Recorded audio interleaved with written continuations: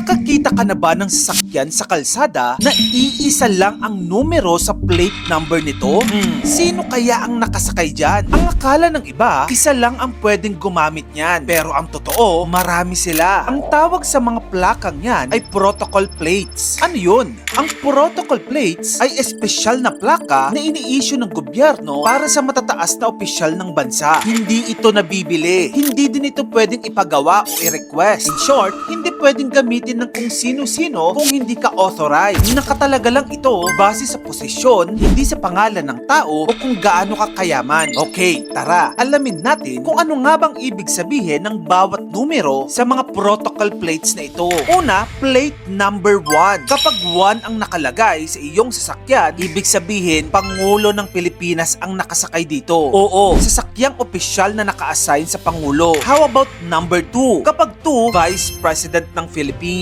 Kapag number 3 naman, Senate President o leader ng Senado. And then kapag number 4 naman, Speaker of the House o ang pinuno ng mga congressman at mga representatives. Kapag ang plaka naman ay may number 5, ibig sabihin Chief Justice ng Supreme Court o ang pinakamataas na opisyal ng hudikatura. Pero hindi pa nagtatapos dyan, sapagkat kung ang protocol plate ay may number 6, ibig sabihin Cabinet Secretary ka. Halimbawa, yung mga sasakyan na sakay-sakay ang Executive Secretary, number 6 yon. Ganon din ang Presidential Legal Counsel, Presidential Spokesperson, Secretary ng DILG, DepEd, DOLE, DPWH at iba pang department heads. Kapag ang plaka mo naman ay number 7, ibig sabihin Senador ka ng Pilipinas. Tandaan, kapag number 3, Senate President. Kapag number 7, Senador. Kapag number 8 naman, ibig sabihin Member of the House of Representatives ka o Congressman o Congresswoman. Ulitin natin, number 4 is for the House Speaker, number 8 para sa regular members of the House. Kapag number 9 naman, ang laman ng plaka mo, Associate Justices ka ng Supreme Court. Ibig sabihin, kung yung Chief Justice ay number 5, number 9 naman para sa mga Associate Justices. At kapag number 10, ang numero sa plaka mo, ibig sabihin, Justice ka ng Court of Appeals. Pero maliban sa mga numerong yan, may iba pang special plate na madalas mong makita. Andyan ang diplomatic plate. Ito yung may mga DC o CC markings. Ginagamit ng mga foreign diplomats ito at mga embassies. May diplomatic immunity at sariling traffic protocol. Meron ding mga military plates. Makikita sa mga sasakyang ginagamit ng mga AFP